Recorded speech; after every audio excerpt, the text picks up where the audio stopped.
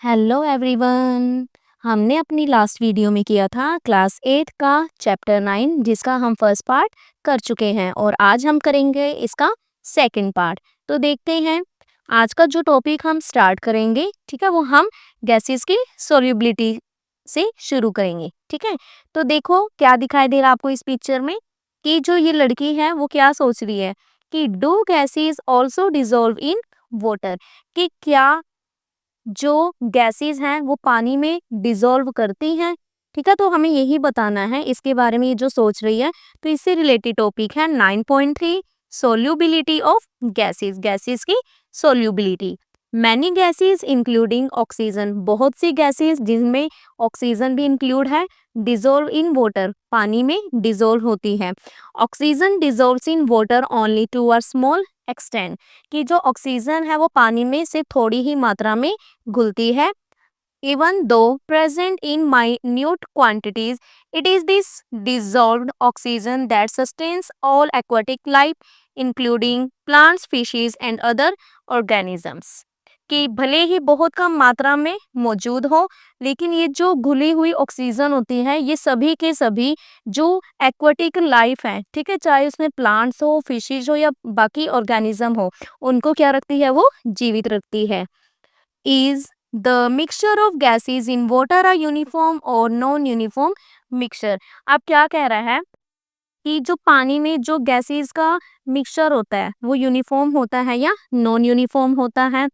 It is a uniform mixture, ये uniform mixture होता है बिकॉज, क्योंकि जो गैसेस होती हैं डिसॉल्व होती हैं evenly in water to form a solution, कि जो गैसेस होती हैं वो पानी में क्या होती हैं, समान रूप से घुलती है, ठीक है, और घुलकर क्या बनाती है, सॉल्यूशन बनाती है।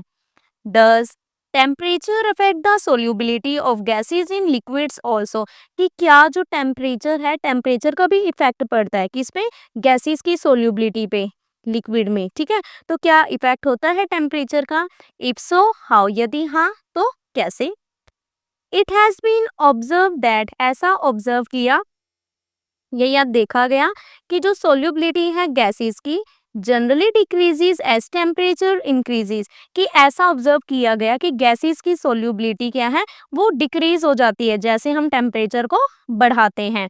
और जो ज़्यादा ऑक्सीजन है can dissolve in cold water, ठीक है, ज़्यादा ऑक्सीजन ठंडे पानी में क्या होती है, घुल सकती है। ensuring sufficient oxygen for aquatic life, जो इंश्योर करती है, क्या इंश्योर करती है, कि जो जलीय जीवन के लिए क्या है, पर्याप्त ऑक्सीजन को सुनिश्चित करती है। ऑन द अदर हैंड, और दूसरी तरफ व्हेन वाटर वार्म्स अप, कि जब पानी गर्म होता है तो जो सोल्यूबिलिटी है ऑक्सीजन की वो क्या हो जाती है, कम हो जाती है, डिक्रीज हो जाती है। अब ये लड़का क्या कह रहा है, देखो कि now I understand that the mixtures we use can be of two types, कि अब मैं समझ गया हूँ, ठीक है, अब मुझे समझ में आ गया कि जो भी हम यूज करते हैं, ठीक है, मिक्सचर, वो दो टाइप के हो सकते हैं। एक तो हो सकता है यूनिफॉर्म और दूसरा नॉन यूनिफॉर्म, ठीक है, इस तरीके से दो मिक्सचर हो सकते हैं। Uniform mixtures are called solutions, और यूनिफॉर्म मिक्सचर्स को हम सॉल्यूशंस कहते हैं, और जो उनके कंपोनेंट्स होते हैं, ठीक है, वो विजिबल नहीं होते सेपरेटली। यूनिफॉर्म मिक्सचर में हमेशा क्या होगा, कंपोनेंट्स को क्या है, हम मतलब कि उनको सेपरेट करके हम नहीं देख सकते हैं। और जो नॉन यूनिफॉर्म मिक्सचर होगा उसमें the components can be seen, हम कंपोनेंट्स को देख सकते हैं या तो नेक्ड आई से, ठीक है, या तो अपनी नंगी आंखों से, और या तो विद द मैग्नीफाइंग डिवाइस, या किसी मैग्नीफाइंग डिवाइस की हेल्प से हम देख सकते हैं। अब ये लड़की क्या कह रही है कि I observe that in some non uniform mixture, कि मैंने क्या ऑब्जर्व किया कि जो नॉन यूनिफॉर्म मिक्सचर होते हैं जैसे कि such as sawdust in water, ठीक है, बुरादा पानी में, ठीक है, अगर पानी में आप बुरादा डालोगे तो जो बुरादा होता है वो फ्लोट करता है, वो तैरता है, ठीक है, जबकि in the mixture of sand and water, और जबकि अगर आप पानी में रेत को डालोगे ना तो रेत क्या होगा, वो तैरता नहीं है, बल्कि रेत क्या हो जाता है, सिंक हो जाता है, मतलब डूब जाता है, मतलब नीचे की तरफ चला जाता है। I wonder why this happens, मुझे हैरानी हुई कि ऐसा क्यों हुआ, ठीक है, जो बुरादा था वो तो क्या हुआ, पानी में पानी के ऊपर सरफेस पे वो क्या था, तैर रहा है, और जबकि पानी में जो हमने रेत लिया था वो नीचे की तरफ बैठ गया। तो ऐसा क्यों हुआ, तो इसे जानेंगे हम अपने नेक्स्ट टॉपिक में। हमारा टॉपिक है next 9.4, why do objects float और सिंक इन वाटर, कि जो ऑब्जेक्ट्स होते हैं, वस्तुएं हैं, वो पानी में क्यों तैरती है या डूब जाती है, क्या रीजन है इसका। तो देखते हैं कि ऐसा क्यों हुआ। You must have observed that some objects float while others sink in water, कि आपने जरूर देखा होगा कि जो कुछ ऑब्जेक्ट होते हैं पानी में तैरते हैं जबकि कुछ डूब जाती हैं। You may have noticed that, आपने नोटिस किया होगा कि while washing rice, कि जब आप चावल को ना धोते हो, है ना, साफ करके जब हम उसको वॉश करते हैं, तो जो उसमें हस्क पार्टिकल्स होते हैं, मतलब जो भूसा सा होता है, ठीक है, वो प्रेजेंट इन द राइस, जो राइस में प्रेजेंट होता है वो तैरता है कहाँ पे, पानी की सरफेस पे, है ना। जो भी भूसी के कण होते हैं, ठीक है, वो क्या हो जाते हैं कि पानी की सरफेस पे वो तैरते हैं, जबकि जो राइस चावल होते हैं वो सिंक सिंक हो जाते हैं, नीचे डूब जाते हैं, to the bottom of the container, बर्तन के बॉटम में नीचे की तरफ चले जाते हैं, है ना। ये तो आपने नॉर्मल अपने घर में देखा भी होगा ना, ऐसे जब हम राइस को क्या करते हैं, वॉश करते हैं, तो राइस क्या है, नीचे की तरफ सिंक हो जाते हैं, और जो भी उसमें हस्क पार्टिकल है वो ऊपर की तरफ आ जाता है। Why does this happen, ऐसा क्यों हुआ। If you add oil to water, और जब आप तेल को पानी में ऐड करते हो तो देखा होगा आपने कि जो तेल होता है वो फ्लोट करता है पानी पे, है ना, तैरता है, तेल आपको ऊपर की तरफ दिखेगा, मिक्स नहीं होता वो।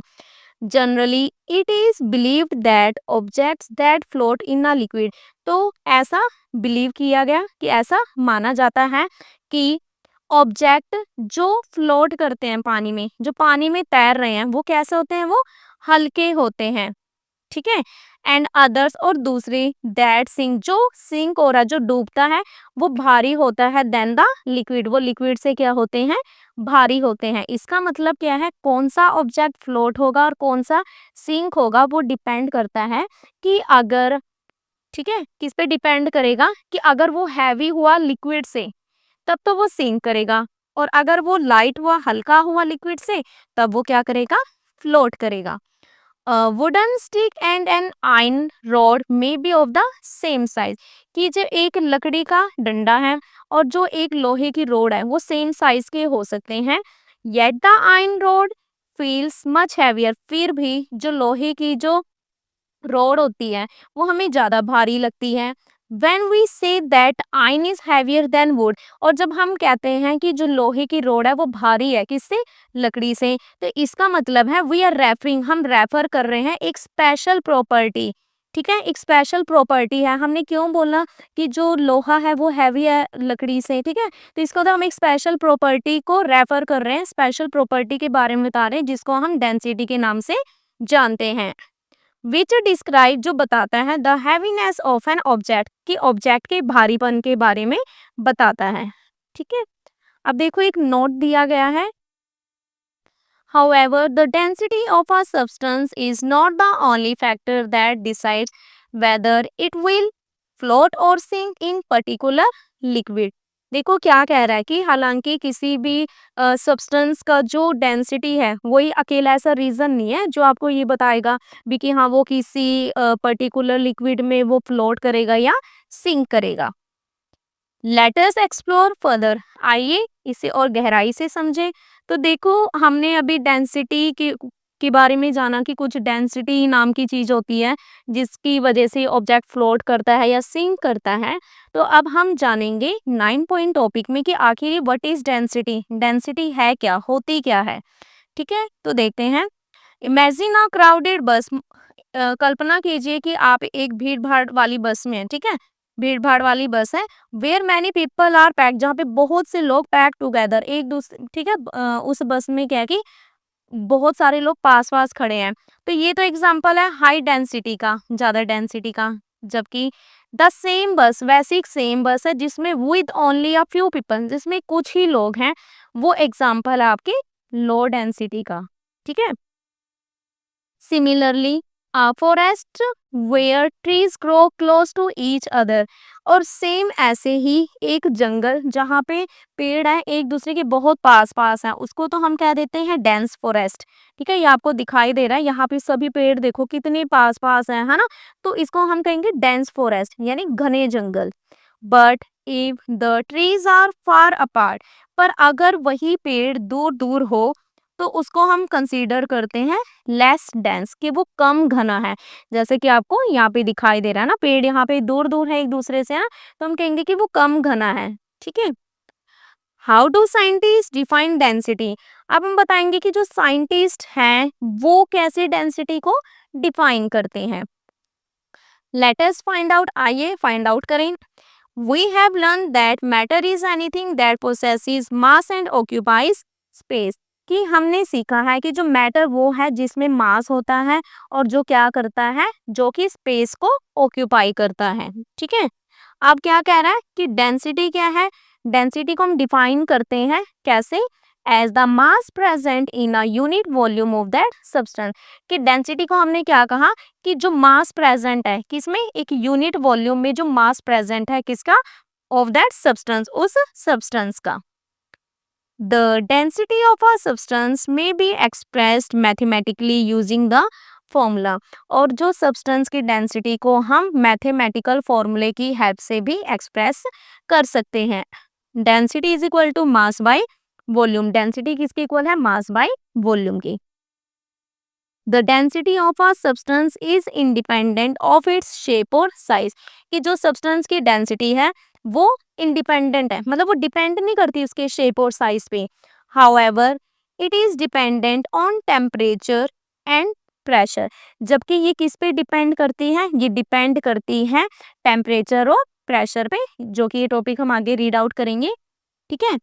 Pressure primarily affects the density of gases while its effect on solids and liquids is negligible। कि जो प्रेशर है मुख्य रूप से, ठीक है, मेनली ये क्या है, गैसेस की डेंसिटी को क्या करता है, इफेक्ट करता है। जबकि सॉलिड और लिक्विड पे इसका जो इफेक्ट है वो बिल्कुल नेग्लिजिबल होता है, मतलब बिल्कुल ना के बराबर होता है। ठीक है, कि इसमें सॉलिड और लिक्विड में, ठीक है, बिल्कुल ही ना के बराबर होगा। ठीक है। नेक्स्ट देखते हैं। The units in which density is expressed will depend upon the units of mass and volume taken। कि जो यूनिट है, ठीक है, किसकी यूनिट कही है, जो डेंसिटी की जो यूनिट है वो किस पे डिपेंड करती है, वो डिपेंड करती है मास और वॉल्यूम पे। ठीक है, जो भी हमने मास और क्या है वॉल्यूम को लिया है उनकी यूनिट से। एज यू हैव लर्न, जैसा कि आपने सीखा है कि जो एसआई यूनिट है मास और वॉल्यूम का क्या है, देखो हमें पता है कि जो हमारा डेंसिटी है, ठीक है, डेंसिटी का फॉर्मूला क्या है हमारा, मास बाय में वॉल्यूम। ठीक है, हम इसको इस तरीके से लिख सकते हैं। अब हमें पता है कि जो मास की यूनिट क्या होती है, मास की यूनिट होती है एसआई यूनिट किलोग्राम, डिवाइड में वॉल्यूम की यूनिट क्या होती है, मीटर क्यूब। ठीक है, तो यही कह रहा है कि जो मास की यूनिट किलोग्राम और वॉल्यूम की क्यूबिक मीटर रिस्पेक्टिवली, ये इसकी यूनिट है। तो इस तरीके से जो एसआई यूनिट है डेंसिटी की वो क्या है, किलोग्राम पर क्यूबिक मीटर। तो मैंने यही राइट किया, किलोग्राम पर क्यूबिक मीटर। ठीक है, ये है। और इसे हम अब्रिविएटेड एज केजी पर मीटर क्यूब, इसको हम इस तरीके से भी राइट कर सकते हैं। ठीक है, ऐसे अब्रिविएट करते हैं, ऐसे भी राइट कर सकते हैं या फिर इस तरीके से। ठीक है, ये डिवाइड में तो ऊपर जाके माइनस में, इस तरीके से भी। ठीक है। In case of liquids, liquid के केस में जो बाकी यूनिट्स हैं डेंसिटी की आर ऑल्सो यूज, उनका भी यूज किया जाता है किसके लिए, for convenience such as gram पर मिलीलीटर। तो अब देखो क्या कह रहा है कि जो हम और किस तरीके से यूनिट को लिख सकते हैं, ठीक है, लिक्विड के केस में। बाकी जो डेंसिटी के लिए यूनिट्स यूज की जाती है हमारे कन्वीनियंस के लिए, तो वो क्या यूज की जाती है, जैसे ग्राम पर मिलीलीटर। ठीक है, और इसको हम अब्रिविएटेड करेंगे एस ग्राम, ग्राम के लिए स्मॉल जी, पर, ठीक है, मिलीलीटर के लिए ml, एंड ग्राम पर क्यूबिक सेंटीमीटर। और यहाँ हम कैसे इसे अब्रिविएटेड करेंगे, ग्राम पर, ठीक है, क्यूबिक सेंटीमीटर। ठीक है, क्यूबिक 3 ले लेना हमने, क्यूब के लिए 3। ठीक है, आगे हमें बताना है कि जो कन्वर्जन फैक्टर है किसके लिए, डेंसिटी के लिए, ठीक है, कन्वर्जन फैक्टर बताने हैं। तो देखो 1 kg पर मीटर क्यूब, ठीक है, ये जैसे हमारी यूनिट थी kg पर मीटर क्यूब, ठीक है। अब देखो इसको ऐसे देखते रहना, 1 kg पर मीटर क्यूब, ठीक है। अब हमें पता है 1 kg में कितने ग्राम होते हैं, 1000, तो मैं इसको राइट कर सकती हूँ 1000 ग्राम बाय मीटर क्यूब, ऐसे भी राइट कर सकते हैं, ठीक है। तो ये इन्होंने वही बताया, ठीक है, इस तरीके से बताया इन्होंने। अब देखो जो 1000 ग्राम है, ठीक है, इसको ऐसे लिखा, मीटर क्यूब है जो, वो 1 मीटर क्यूब है, उसको हम 1000 लीटर के इक्वल भी लिख सकते हैं, ऐसे राइट करते हैं। तो ये बताया इन्होंने।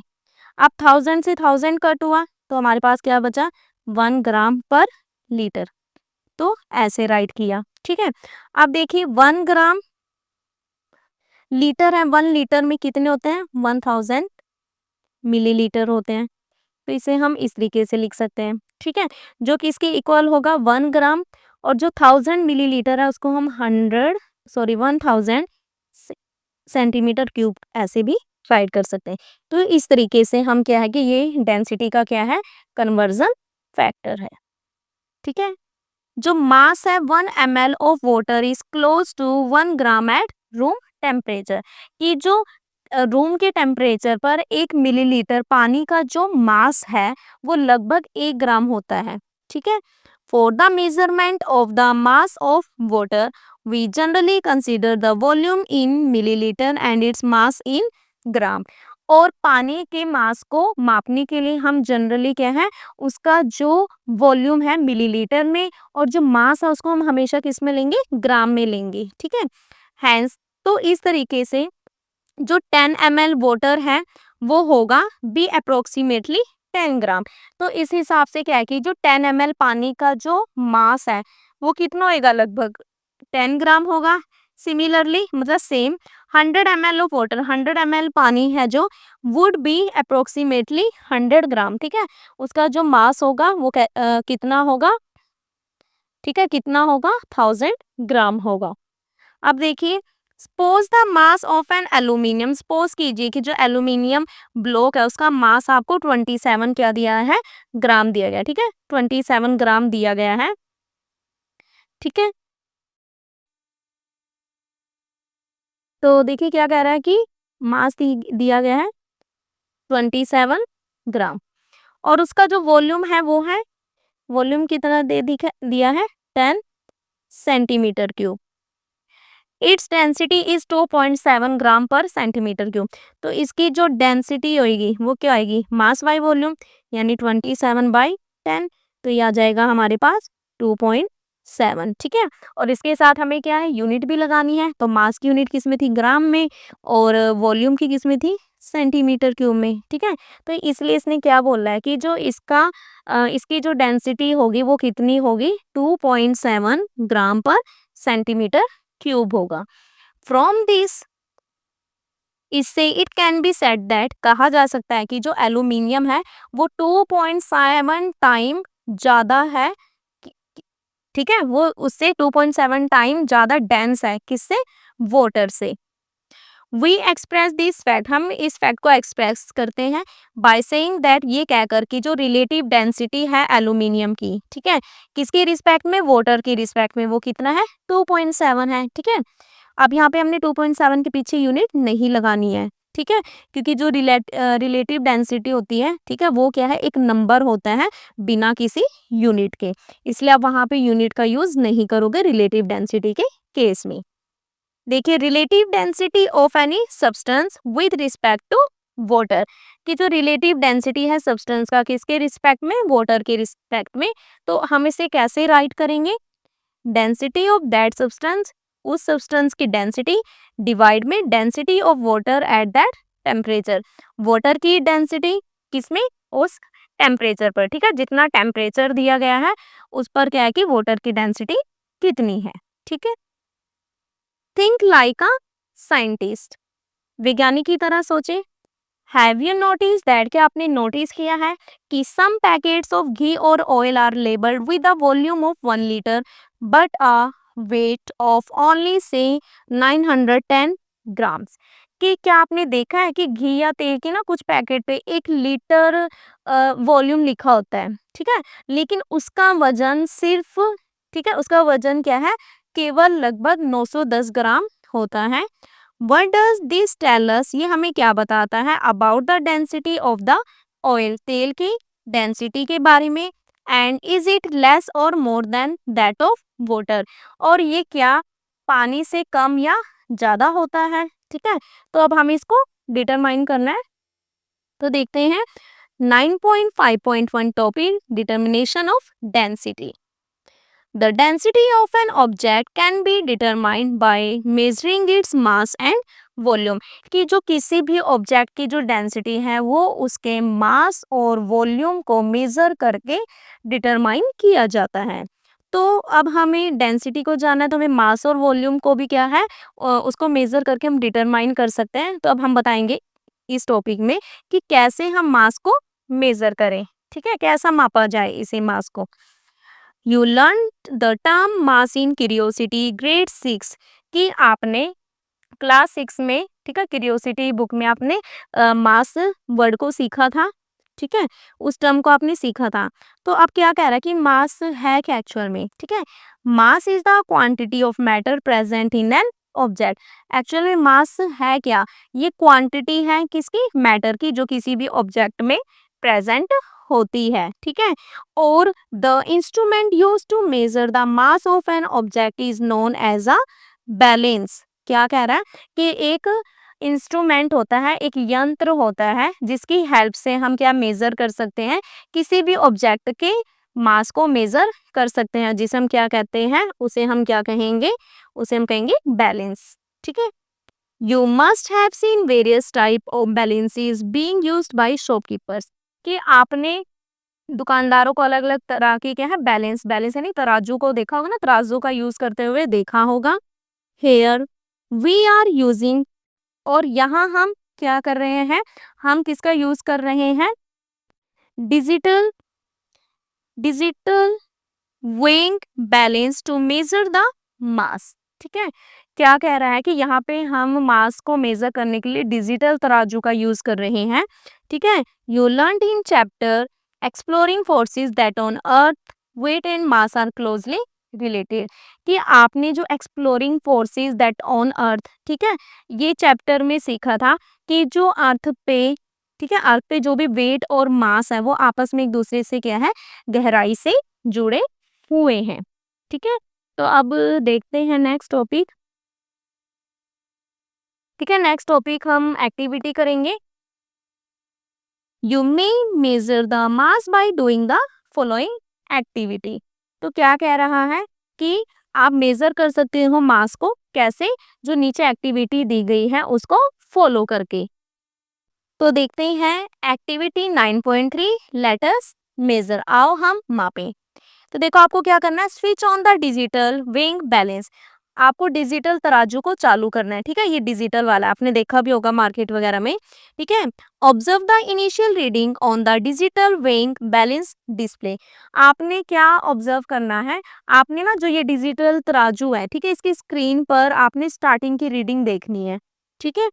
It should show a zero reading. ये आपको क्या है, मतलब कि जब भी आप इसको देखोगे तो इसकी जो रीडिंग है वो जीरो दिखाना चाहिए, जैसे यहाँ पे जीरो दिख रहा है, ठीक है।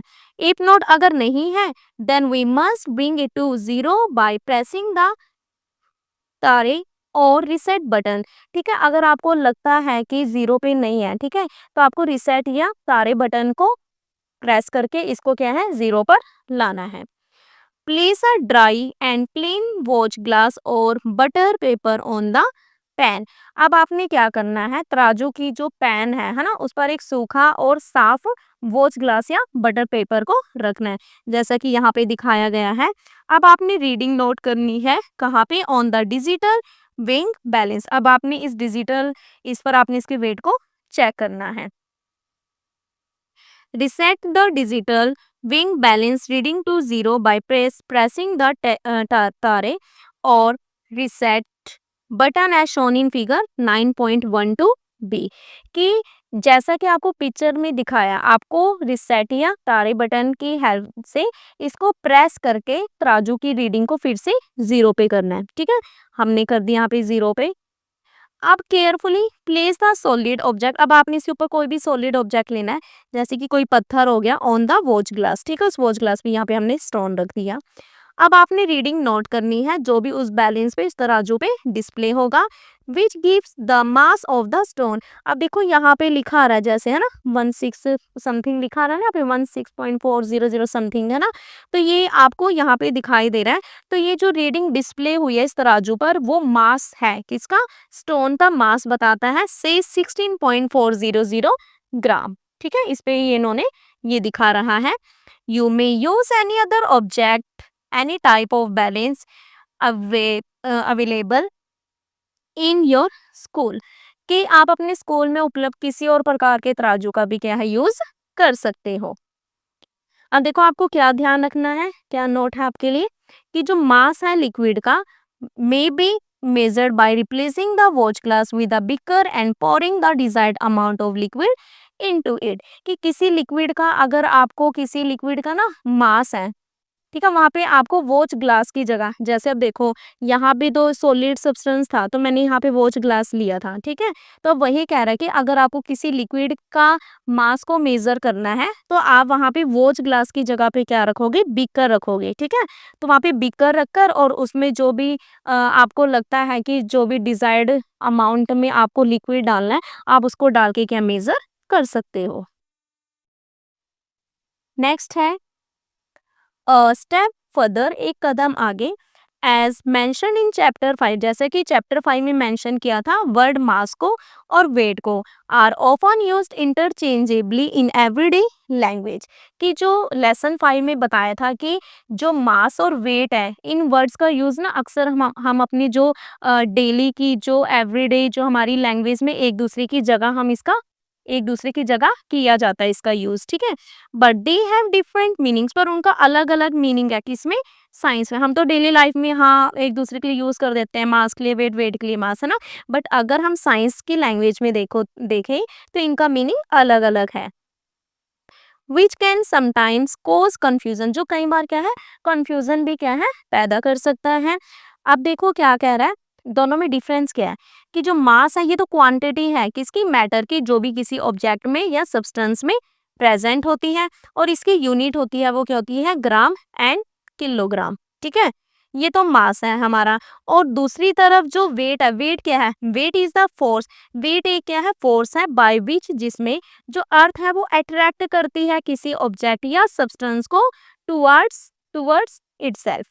ठीक है, तो क्या कह रहा है कि दूसरी ओर जो हमारा वेट है, वेट वो फोर्स है, ठीक है, जिससे अर्थ किसी ऑब्जेक्ट को अपनी ओर खींचती है, और इसको हम मेजर करते हैं किसमें, न्यूटन में। ठीक है, न्यूटन इसकी यूनिट होती है, हमने पीछे चैप्टर में रीड आउट किया था। ठीक है, तो देखो दोनों की यूनिट्स अलग हैं, ठीक है, दोनों की जो डेफिनेशन अलग है। ठीक है, पर फिर भी हम लोग क्या कर लेते हैं, डेली लाइफ में दोनों को क्या है, सेम ही एक दूसरे की जगह यूज कर लेते हैं।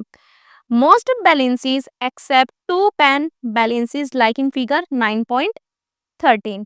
तो देखो क्या कह रहा है, कि जो ज्यादातर तराजू, जैसा कि आपको 9.13 पिक्चर में दिखाया गया है ना, ये इस तरीके से दिखाया गया है, जो दो पल्ले वाले तराजू को छोड़कर actually measures wait.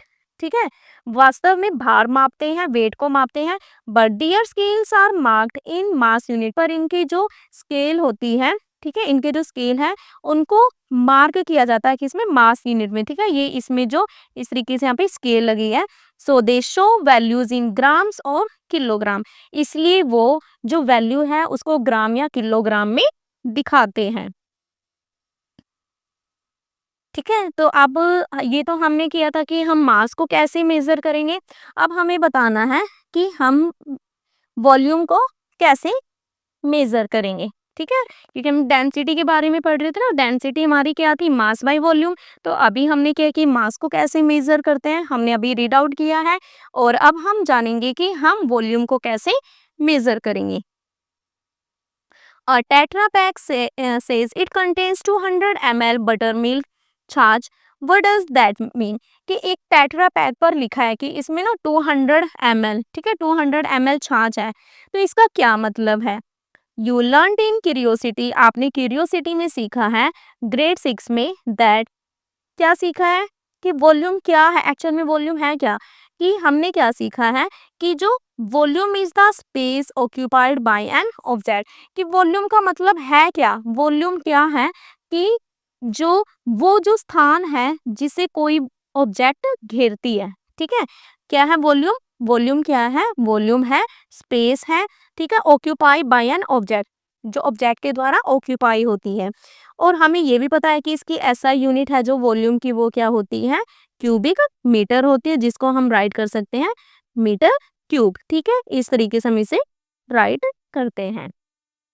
It is the volume of a cube whose each side is 1 metre in length, और ये उस क्यूब का वॉल्यूम है जिसकी हर साइड क्या है 1 मीटर लंबी है। Volume of smaller object is conveniently expressed in a decimetre cube, और अगर आपको क्या है कि जो वॉल्यूम है किसी छोटे ऑब्जेक्ट का, ठीक है, छोटे ऑब्जेक्ट का जो वॉल्यूम है उसको हमेशा हम क्या किस में लेते हैं, उसे हम लेते हैं डेसीमीटर क्यूब में या सेंटीमीटर क्यूब में। और जो 1 सेंटीमीटर क्यूब है उसको हम कैसे राइट करते हैं, उसे रिटर्न होता है एज 1 cc, ठीक है, दोनों स्मॉल सी से, इसका मतलब है सेंटीमीटर क्यूब। और जो वॉल्यूम है लिक्विड का उसको हम एक्सप्रेस करते हैं किस में, लीटर में, which is equivalent to 1 dm cube, ठीक है, जो किसके इक्वल है, 1 डेसीमीटर क्यूब के इक्वल है। Commonly used sub multiple of a litre is, और क्या है कि जो लीटर की सब मल्टीपल यूनिट्स हैं, ठीक है, जैसे millilitre, which is equivalent to 1 centimetre cube, ठीक है, मिलीलीटर जो कि किसके इक्वल होता है, 1 सेंटीमीटर क्यूब के इक्वल होता है। वन ऑफ द कॉमन अप्रेटिसेस, ठीक है, अब क्या कह रहा है कि जो कॉमन है हमारे पास अप्रेटिसेस हैं जिनका यूज किया जाता है मेजर करने के लिए, क्या मेजर करने के लिए, वॉल्यूम ऑफ लिक्विड, लिक्विड के वॉल्यूम को, इज अ मेजरिंग सिलेंडर, वो क्या है, मेजरिंग सिलेंडर है। It is a narrow transparent cylindrical container with one side open and the other side close as shown in figure 9.15। और ये कैसा होता है, ये ना एक पतला सा, ठीक है, नैरो ट्रांसपेरेंट सिलेंड्रिकल बर्तन है जिसका एक साइड तो खुला और दूसरा कैसा होता है, बंद होता है, ठीक है, जिस तरीके से दिखाई, यहाँ से खुला और यहाँ से बंद है। There are markings on the transparent body of the cylinder that indicate the volume of liquid in the measuring cylinder. और सिलेंडर के जो ट्रांसपेरेंट बॉडी है उसमें निशान बने होते हैं जो उसमें भरे लिक्विड का वॉल्यूम बताते हैं, ठीक है, ठीक है, ये उसको मेजर करने के लिए we can use it to, हम इसका यूज कर सकते हैं measure the desired amount of a liquid, हम इसका यूज किस में कर सकते हैं, हम इसका यूज करते हैं जो जरूरी, जो डिजायर्ड क्वांटिटी में लिक्विड है उसको मापने के लिए इसका यूज कर सकते हैं। मेजरिंग सिलेंडर्स आर, ठीक है, और जो मेजरिंग सिलेंडर्स हैं वो available in different sizes to measure volume, और अगर हमें मेजर करना है, ठीक है, इन सिलेंडर को, ये अलग अलग आकारों में उपलब्ध होते हैं हमें, ठीक है, जैसे कि 5 ml का, 10 ml, 25 ml, 50 ml, 100 ml, 250 ml etcetera, figure 9.15, ठीक है। तो क्या कह रहा है कि जैसे ही देखो आपको अलग अलग शेप में दिख रहे हैं, तो वही कह रहे हैं कि जो मेजरिंग सिलेंडर होते हैं ये हमें अलग अलग शेप में क्या है अवेलेबल होते हैं। How accurately can these measuring cylinders measure, कि किस तरीके से, ठीक है, ये जो मेजर करते हैं हम सिलेंडर, ये कितनी एक्यूरेटली से हमें वॉल्यूम माप कर बता सकते हैं, लेट अस फाइंड आउट, आइए देखते हैं। तो देखते हैं हम अब activity 9.4, let us observe and calculate, आइए ऑब्जर्व करते हैं और कैलकुलेट करते हैं। इन क्यूरियोसिटी ग्रेड 6, क्लास 6 में क्यूरियोसिटी में चैप्टर था आपके पास टेम्परेचर एंड इट्स मेजरमेंट, ठीक है, You learned how to use the thermometer and to find its smallest readings. You can do the same with the measuring cylinder. तो क्या कह रहा है कि क्लास 6 में क्यूरियोसिटी में आपने एक चैप्टर किया था टेम्परेचर एंड मेजरमेंट। उसमें आपने सीखा था कि थर्मामीटर का यूज़ कैसे किया जाता है और उसकी सबसे छोटी जो रीडिंग होती है उसको कैसे पता करते हैं। यही काम हम अब जो मेजरिंग सिलेंडर से भी कर सकते हैं। तो क्या करना है, take a measuring cylinder and observe it carefully. हमें एक मेजरिंग माप सिलेंडर लेना है और उसको ध्यान से देखो, उसको ध्यान से ऑब्जर्व करो। नोट डाउन द फॉलोइंग, आपको क्या करना है, उसको नोट डाउन करना है। क्या करना है, what is the maximum volume it can major, कि कितनी मैक्सिमम मतलब कितनी ज्यादा वॉल्यूम को ये मेजर कर सकता है। Now look at the measuring cylinder, अब आपको मेजरिंग सिलेंडर को देखना है। ठीक है, फिगर 9.16 केयरफुली। ठीक है, 9.16 जो फिगर है उसमें क्या है, दिखाई गया है। The cylinder is marked as 100 ml, उस सिलेंडर को मार्क किया है 100 ml से। ठीक है, 100 ml से उसको मार्क किया गया। एक और देख लेते हैं, ये है सिलेंडर वो। ठीक है, यहाँ पे मार्किंग कहाँ तक है, 100 ml की है।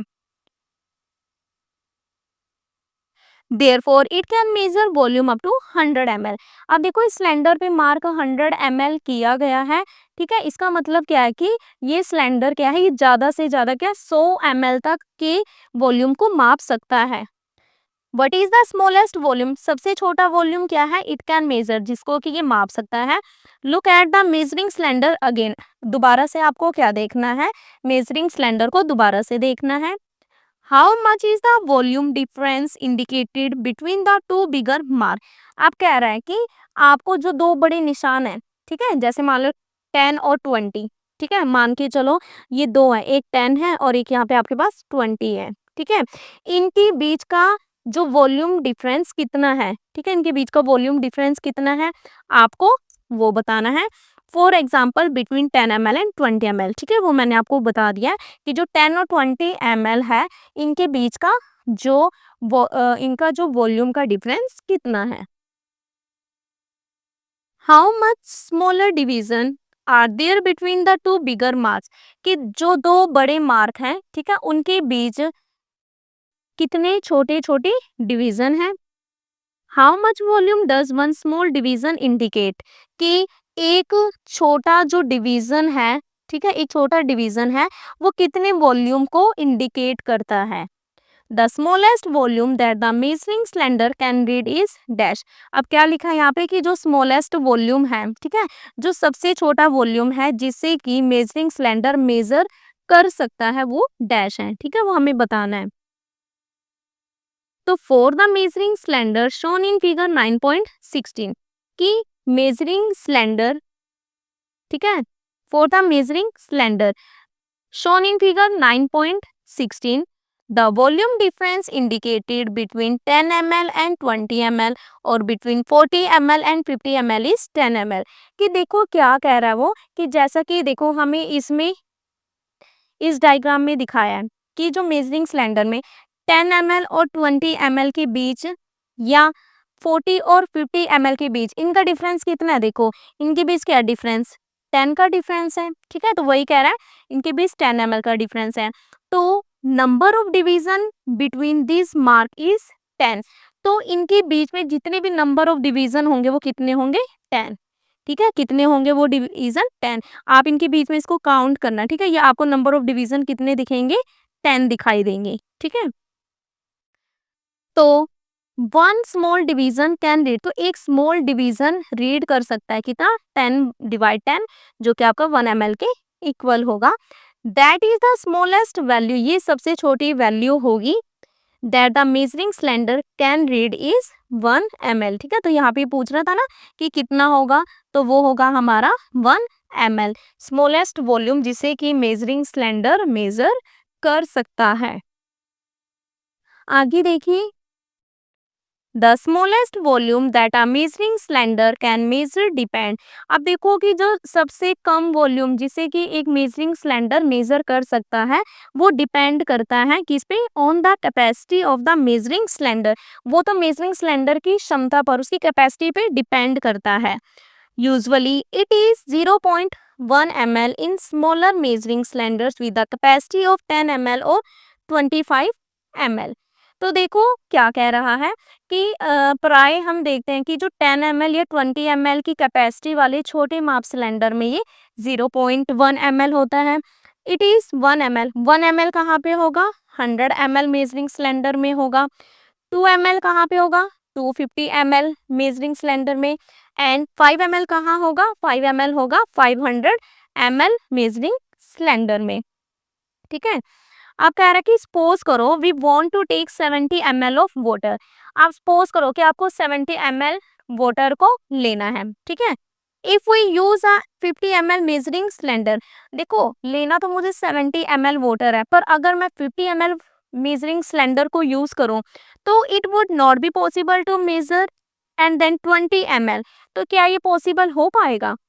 नहीं हो पाएगा, है ना, क्योंकि हमें तो 70 ml पानी लेना है, पर हम यूज किसका कर रहे हैं? 50 ml सिलेंडर का यूज कर रहे हैं, तो ये पॉसिबल नहीं होगा. ठीक है.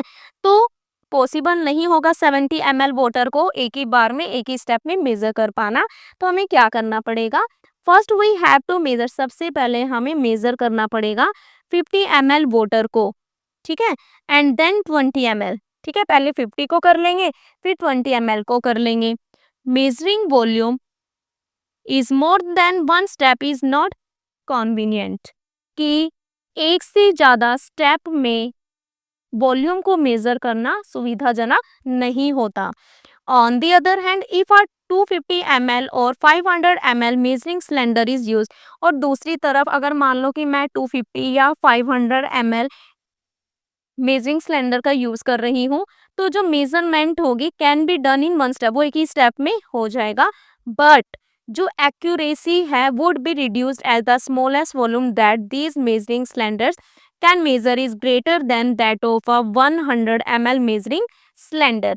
तो देखो क्या कह रहा है कि अगर मैंने 250 ml या 500 ml का मेजरिंग सिलेंडर का यूज कर लिया, तो जो मेजरमेंट एक ही बार में तो हो सकता है, बट इसकी जो एक्यूरेसी कम होगी. क्यों होगी? क्योंकि इन सिलेंडरों से मापे जाने वाला जो कम से कम, ठीक है, इनसे मापे जाने वाला जो कम से कम जो वॉल्यूम है वो 100 ml वाले सिलेंडर से ज्यादा होता है.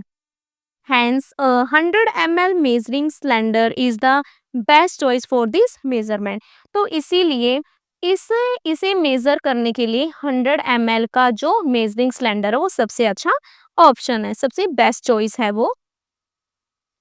Activity 9.5 let us measure 500 ml of water.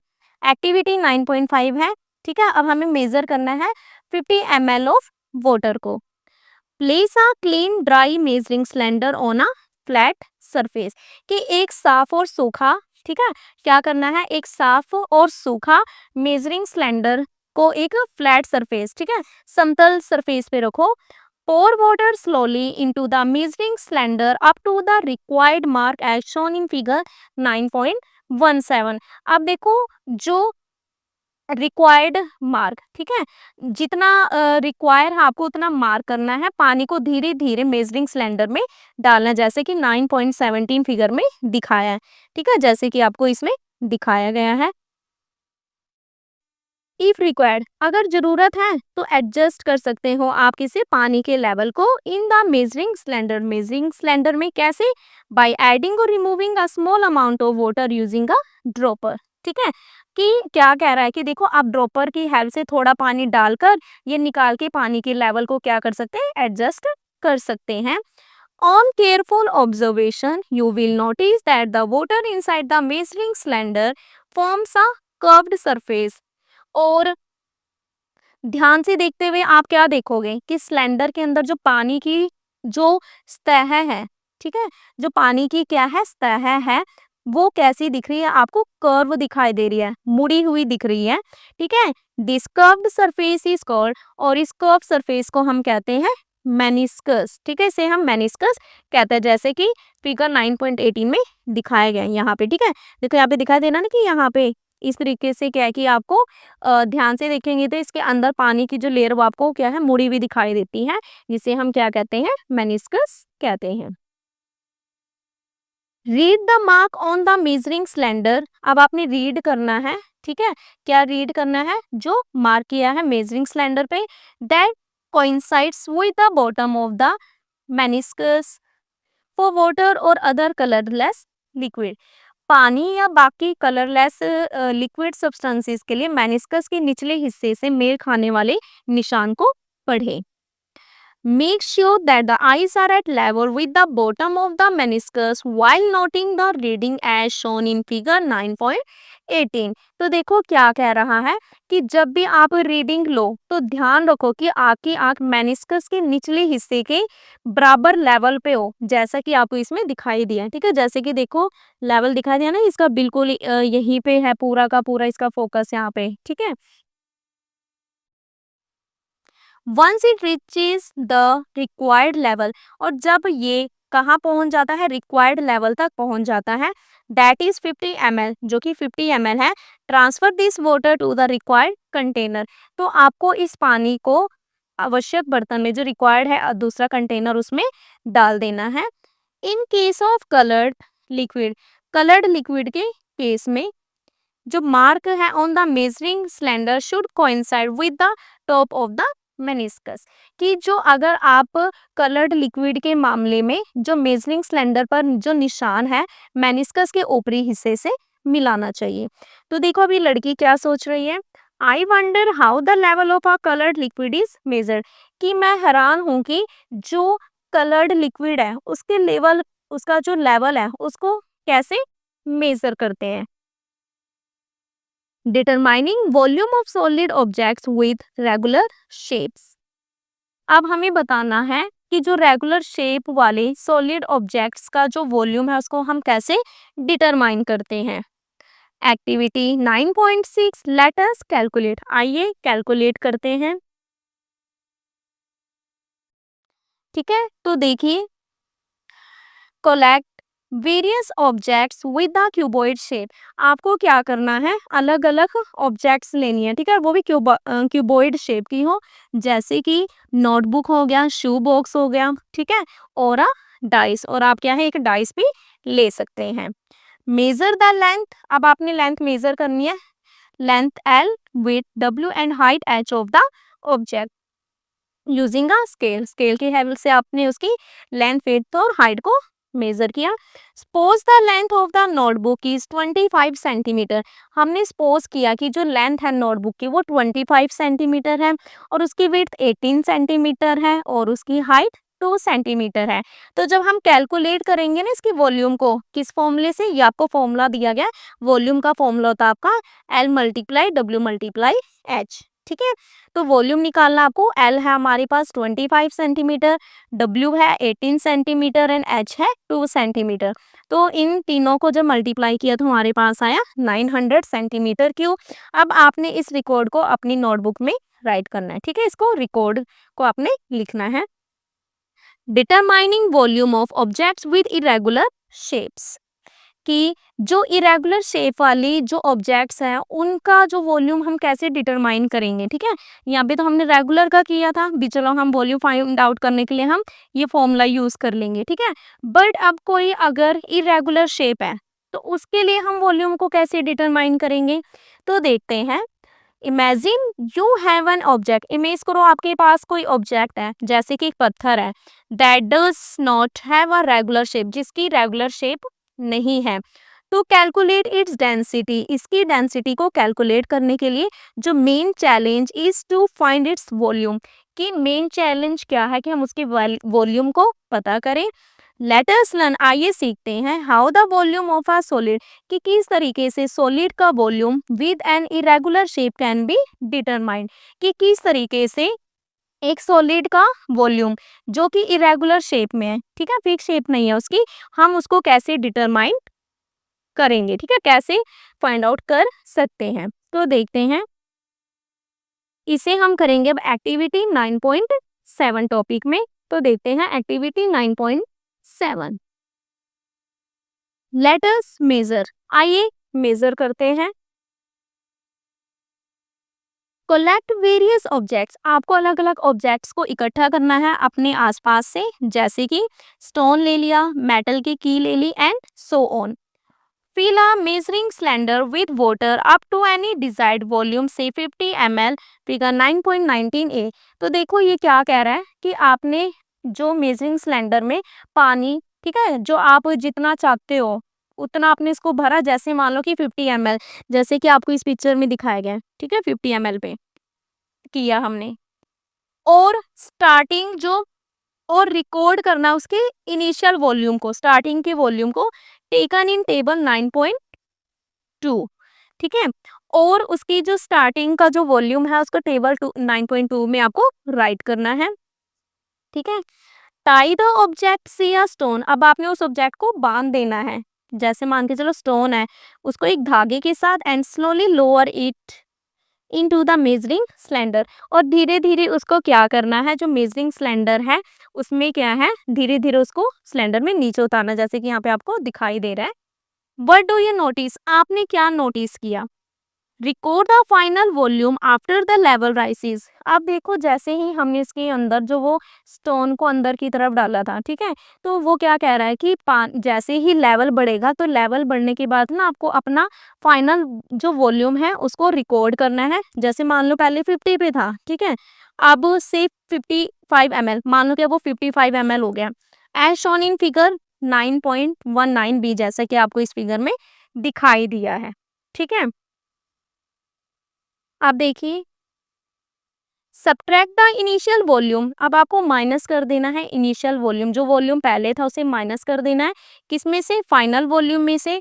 After the object is put into the measuring cylinder, कि क्या करना है, ऑब्जेक्ट डालने के बाद जो फाइनल वॉल्यूम था उसमें से इनिशियल यानी जो पहले वाला वॉल्यूम है उसको माइनस कर दो, ठीक है। This is the volume of the object, और ये इस ऑब्जेक्ट का क्या होगा, वॉल्यूम होगा। आपको रिकॉर्ड करनी है अपनी ऑब्जर्वेशन को इन टेबल 9.2। तो देखते हैं table 9.2, volume of irregular solid, हम वॉल्यूम देख रहे हैं ना इरेगुलर सॉलिड का।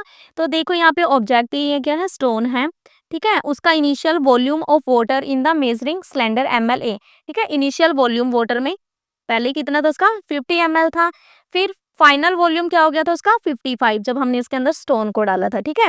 फिर वो क्या कह रहा है कि जो volume of water displace in the measuring cylinder उसको फाइंड आउट करना है, तो आपको फाइनल वाले में से, ठीक है, फाइनल वाला जो उसका वॉल्यूम था, ठीक है, फाइनल जो वॉल्यूम था उसमें से हमने क्या कर दिया, इनिशियल वॉल्यूम को माइनस कर दिया। तो 55 में से 50 को माइनस किया तो 5 ml आ गया हमारे पास, ठीक है। वॉल्यूम ऑफ द ऑब्जेक्ट, और जो ऑब्जेक्ट का जो वॉल्यूम है वो कितना है, 5 ml था यहाँ पे, ठीक है।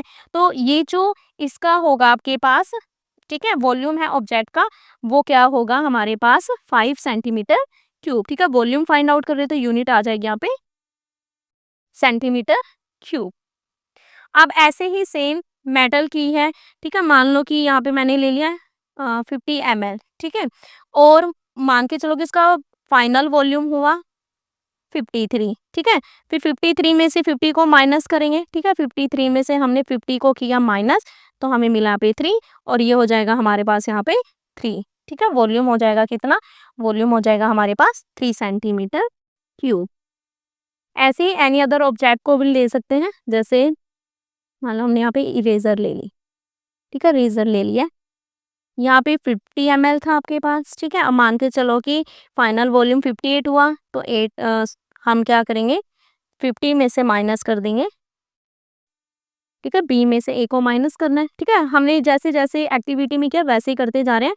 कहा था ना उन्होंने कि जब वाटर के का जो वॉल्यूम जो डिस्प्लेस हुआ मेजरिंग सिलेंडर में, तो उसके लिए हमें बी माइनस ए करना है। तो 58 में से हमने माइनस कर दिया 50, तो यहाँ बचा 8, और यहाँ पे हमारे पास 8 सेंटीमीटर क्यूब क्या आ जाएगा, वॉल्यूम आ जाएगा ऑब्जेक्ट का, ठीक है।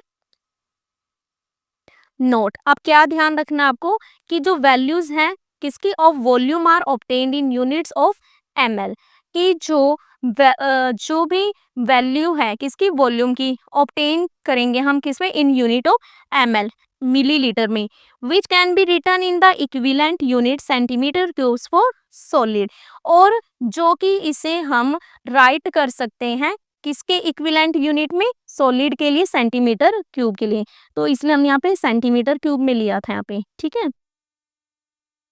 We have already learned to measure the mass and volume of liquids and solids of different type, कि हम अलग अलग टाइप के जो लिक्विड और सॉलिड, ठीक है, लिक्विड और जो सॉलिड मटेरियल है, सब्सटेंसेस हैं, उनका मास और वॉल्यूम मापना हम सीख चुके हैं, हमने दोनों चीजें फाइंड आउट कर ली है। This quantities can be use to calculate the density of the object for the substance, और इन्हीं से किसी भी ऑब्जेक्ट का, ठीक है, इन क्वांटिटीज का यूज कर सकते हैं हम क्या कैलकुलेट करने में? ऑब्जेक्ट की डेंसिटी को फाइंड आउट करने में हम इनका यूज कर सकते हैं, ठीक है। तो देखते हैं अब हम कैलकुलेट करते हैं। Let us calculate the density. आइए डेंसिटी को कैलकुलेट करें। Density can be calculated using the following formula. Density को हम फाइंड आउट कर सकते हैं कैसे? जो नीचे आपको फॉर्मूला दिया गया उसका यूज करके। हमने किया था ना कि जो डेंसिटी है किसके इक्वल होता है? मास बाय वॉल्यूम, ठीक है। अब देखो मास हमारा मान लो कि ये है 16.400, ठीक है, एंड जो हमारा वॉल्यूम है वो है 5 सेंटीमीटर क्यूब। तो हम इससे डिवाइड करेंगे तो हमें क्या मिलेगा? 3.28 ग्राम पर सेंटीमीटर क्यूब, ठीक है। तो इस तरीके से डेंसिटी को फाइंड आउट किया जा सकता है। नेक्स्ट टॉपिक देखते हैं हमारा। नेक्स्ट टॉपिक है लेट अस डिग डीपर, कि आइए और गहराई में जाएं। तो देखिए, did you know that our planet, कि क्या आप जानते हो कि जो हमारा planet Earth is composed of several layers, कि जो हमारी अर्थ है वो अलग अलग लेयर्स से मिलके क्या है? बनी हुई है, ठीक है। अलग अलग लेयर्स से मिलके हमारी अर्थ बनी हुई है, जैसे कि, ठीक है, जैसे crust, upper mantle, lower mental, outer core and inner core, each with its particular range of density, ठीक है। जैसे कि क्रस्ट हो गया ऊपरी मेंटल, ठीक है, लोअर मेंटल बाहरी कोर, और अंदर का इनर कोर, ठीक है। और हर लेयर की अपनी अलग अलग डेंसिटी लिमिट होती है, ठीक है, अलग अलग है उसकी डेंसिटी रेंज होगी। द आउटर मोस्ट लेयर, जो बाहर की लेयर उसको हम क्या कहते हैं? क्रस्ट कहते हैं। क्या कहेंगे? क्रस्ट, ठीक है। ये आउटर लेयर को is the lightest and the density of the different layers increases as we move towards the centre. और क्या कह रहा है कि जो क्रस्ट है ये सबसे लाइट है, ठीक है, लाइटेस्ट है सबसे ज्यादा, ठीक है। सबसे ज्यादा क्या है? क्रस्ट है जो लाइटेस्ट है। और जैसे जैसे ना हम सेंटर की तरफ बढ़ते हैं तो अलग अलग लेयर्स की जो डेंसिटी है वो क्या है? बढ़ती जाती है। As one moves deeper into the earth, both the pressure and the temperature rise significantly, making the materials heavier and more compact. और जैसे जैसे पृथ्वी के अंदर हम गहराई में जाते हैं तो प्रेशर और टेम्परेचर दोनों के दोनों बढ़ जाते हैं, ठीक है। जैसे जैसे हम अर्थ के अंदर की गहराई में जाएंगे, जिससे कि जो भी मटेरियल है वो हैवी और बहुत ज़्यादा क्या हो जाता है? कॉम्पैक्ट हो जाता है, ठीक है। तो देखो ये लेयर है जो अर्थ की क्रस्ट है, ये अपर मेंटल, लोअर मेंटल, ये इसका आउटर कोर, और ये क्या है? इनर कोर, ठीक है, सॉलिड। एवर हर्ड ऑफ, क्या तुमने कभी सुना है? इन एंशियंट टाइम, पहले टाइम में, before large ships were invented, people used bamboo and wooden logs to travel across river and seas. तो क्या कह रहा है कि पहले टाइम में ना, जब बड़े जहाज़ों को इन्वेंट नहीं किया गया था, उनका आविष्कार नहीं हुआ था, तो लोग नदियों और समुद्रों को पार करने के लिए बैम्बू, बांस और लकड़ी के लट्ठों का इस्तेमाल करते थे, ठीक है। Bamboo was use because it is light. Bamboo का यूज हम क्यों करते थे? क्योंकि ये हल्का, होलो खाली, and floats easily on water, और पानी में आसानी से क्या था? तैर सकता था। People tied bamboo poles together to make rafts and small boats for fishing, trading and crossing water bodies.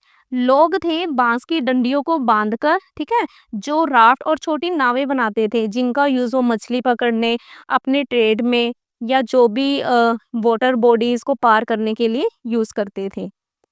Wooden log, जो लकड़ी के, ठीक है, जो वुडन लॉग होते थे, लकड़ी के लट्ठे होते थे, especially from strong trees, were either hollowed out to make boats और यूज्ड एज ड्राफ्ट्स। और जो लकड़ी के लट्ठे खासकर जो मजबूत पेड़ों से, ठीक है, जो ये खोखले करके नावें बनाई जाती थी या फिर बेड़ों की तरह इनका यूज किया जाता था। These simple boats made from locally available materials were important for moving around and connecting different places। और ये जो सिंपल बोट होती थी, ठीक है, सिंपल बोट होती थी मेड फ्रॉम, ये बनाते थे लोकली, जो उन्हें लोकली वहां से जो भी मटेरियल अवेलेबल हो जाता था, ठीक है, उनसे बनी ये जो साधारण सी नावें थी इधर उधर जाने के लिए और अलग अलग जगहों को जोड़ने के लिए महत्वपूर्ण थी। इवन टुडे, आज भी similar traditional boats made of bamboo और wood are used in some regions not just for transport but also as tourist attraction. कि आज भी कुछ एरियो में, ठीक है, कुछ क्षेत्रों में बांस या लकड़ी से बनी ऐसी जो ट्रेडिशनल नावें क्या है यूज की जाती हैं, सिर्फ वो ट्रांसपोर्ट के लिए ही नहीं बल्कि जो वहाँ पे टूरिस्ट अट्रैक्शन है उसके रूप में भी इनका प्रयोग किया जा रहा है। 9.5.2 effect of temperature on density. Density पर टेम्परेचर का effect. Generally the density of a substance decreases with heating and increases with cooling. कि जो किसी भी सब्सटेंस का जो डेंसिटी है जैसे हम गर्म करते हैं ना, तो गर्म करने पे वो कम होता है और ठंडा करने पे वो बढ़ता है। This can be explain on the basis of what you have learned in chapter particulate nature of matter. और इसे आपने जो चैप्टर किया था ना पिछले चैप्टर में पार्टिकुलेट नेचर ऑफ मैटर, उसमें जो सीखा है उसके ही बेस पे समझाया जा सकता है। एज टेम्परेचर इंक्रीजेज, जैसे टेम्परेचर बढ़ता है तो जो पार्टिकल्स होते हैं सब्सटेंस के, वेदर सॉलिड लिक्विड और गैस, सॉलिड लिक्विड और gas tend to move away and spread, वो मूव करने लगते हैं और एक दूसरे से, ठीक है, क्या कह रहा है कि जैसे ही क्या है टेम्परेचर बढ़ा तो जो भी पार्टिकल्स होते हैं सब्सटेंस की, चाहे वो सॉलिड है, लिक्विड हो या गैस हो, वो एक दूसरे से ना दूर होने और फैलने लगते हैं। This result in an increase in volume but there is no change in mass. और इससे वॉल्यूम तो बढ़ता है लेकिन मास में कोई भी चेंज नहीं होता। सिंस द डेंसिटी, इसलिए जो डेंसिटी है, डेंसिटी किसकी इक्वल है, मास बाय वॉल्यूम, ठीक है। अपॉन हीटिंग, गर्म करने पर जो वॉल्यूम है वो बढ़ता है और डेंसिटी क्या है वो कम हो जाती है। This explains why hot air moves up as it is less dense than the cool air around it. और ये एक्सप्लेन करती है, ठीक है। अब देखो क्या कह रहा है कि दिस एक्सप्लेन, ये हमें एक्सप्लेन कर रही है कि वाई हॉट एयर, कि क्यों जो गर्म हवा ऊपर की तरफ जाती है, एस क्योंकि ये कम घनी होती है, ठीक है, लेस डेंस होती है किसकी बजाय, ठंडी हवा के बजाय जो भी क्या है इसके अराउंड होता है, ठीक है। The hot air balloon works on the same principle, और जो गर्म हवा का गुब्बारा भी इसी प्रिंसिपल पर वर्क करता है। नेक्स्ट टॉपिक है 9.5.3 effect of pressure on density. कि डेंसिटी पर प्रेशर का क्या इफेक्ट होता है। Pressure affects density differently depending on the state of matter. कि जो प्रेशर है वो स्टेट की, ठीक है, प्रेशर है वो जो मैटर की जो स्टेट के अकॉर्डिंग डेंसिटी को अलग अलग तरीके से अफेक्ट करती है। जैसे कि देखो फॉर गैसेस, अब देखो गैसेस में क्या होता है, इंक्रीजिंग प्रेशर, गैसेस में क्या, अगर प्रेशर बढ़ेगा तो causes the particles to move closer together, ठीक है। मान के चलो कि प्रेशर बढ़ा तो जो गैस में क्या होता है, पार्टिकल्स ना, पार्टिकल्स वैसे तो गैस में दूर दूर होते हैं, तो जैसे ही प्रेशर बढ़ा तो पार्टिकल्स एक दूसरे के पास पास आ जाते हैं। एज अ रिजल्ट इसकी वजह से जो वॉल्यूम होता है गैस का वो तो कम हो जाता है और उसकी डेंसिटी बढ़ जाती है। In the case of liquid, और लिक्विड के केस में जो प्रेशर है उसका थोड़ा कम इफेक्ट होता है क्योंकि दे आर नियरली इनकम्प्रेसिबल, क्योंकि जो लिक्विड है ना, क्या कह रहा है कि लिक्विड के केस में जो प्रेशर का कम असर होता है, क्यों, क्योंकि वो क्या होते हैं नियरली इनकम्प्रेसिबल, वो थोड़े क्या होते हैं वो गैस की बजाय क्या होते हैं कम होते हैं, कम उनको कंप्रेस्ड कर पाते हैं। We have learn in chapter, हमने चैप्टर में सीखा था, कौन से चैप्टर में, particulate nature of matter, that the particles in solids, हमने पढ़ा था कि सॉलिड में पार्टिकल्स एक दूसरे के बहुत ही ज्यादा पास पास होते हैं। So how is the density of solids affected, तो कैसे सॉलिड की डेंसिटी का असर पड़ता है जब प्रेशर को अप्लाई किया जाता है।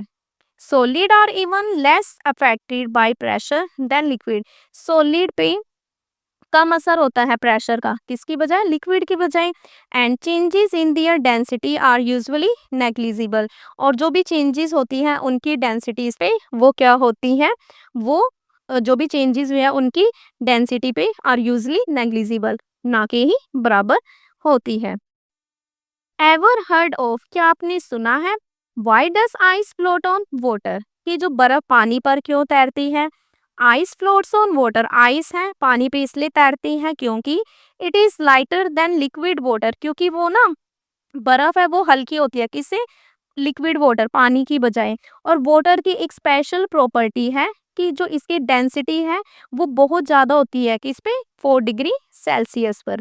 इसका मतलब है water is heaviest at 4 degree Celsius, इसका मतलब है कि जो पानी है 4 डिग्री सेल्सियस पर सबसे ज़्यादा भारी होता है। As the temperature drops and water turns into ice and 0 degrees Celsius, it undergoes a change in structure. The particles arrange themselves in a way that take up more space.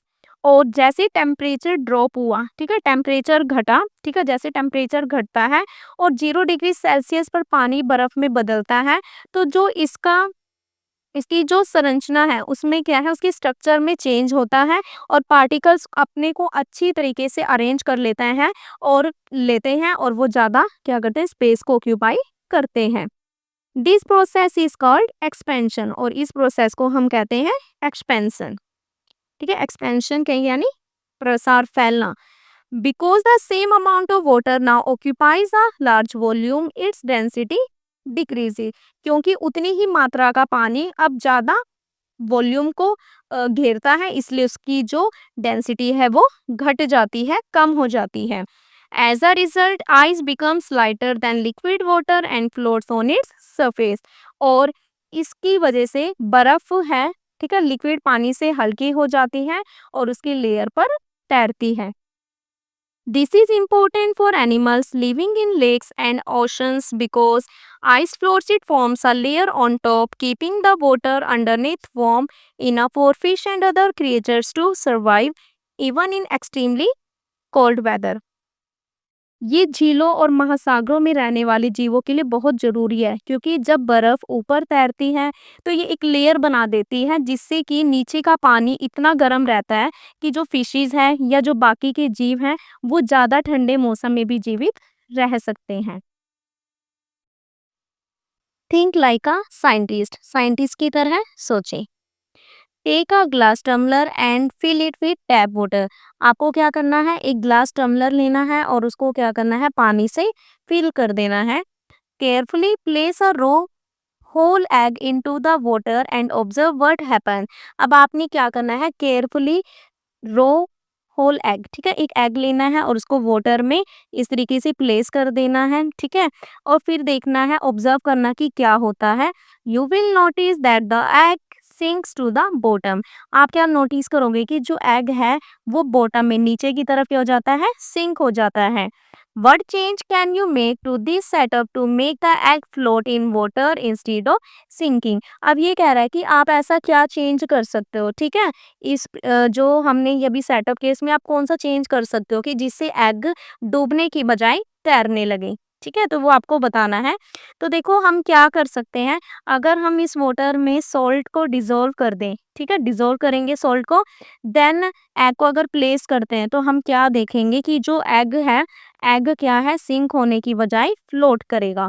अब ऐसा क्यों हुआ, क्यों, क्योंकि जो अब सॉल्ट को add करने के बाद जो वाटर की डेंसिटी है वो एग की डेंसिटी से ज़्यादा हो गई, तो इसीलिए अब एग फ्लोट करने लगा। इन दिस चैप्टर, इस चैप्टर में you have learn the concept of density, इस चैप्टर में आपने क्या सीखा, डेंसिटी की कंसेप्ट को, एंड हाउ इट एक्सप्लेन, और सीखा कि कैसे एक्सप्लेन किया है partially, why some objects float while other sink, ठीक है, और ये भी जाना है कि क्यों जो कुछ ऑब्जेक्ट्स हैं फ्लोट करते हैं और कुछ सिंक करते हैं। ठीक है, तो ये सभी कंसेप्ट हमने इसमें सीखा है। तो ये था हमारा चैप्टर नंबर 9। आई होप आपको चैप्टर समझ आया हो। तो चैप्टर अच्छे से समझने के लिए इसके दोनों पार्ट को ज़रूर देखिएगा।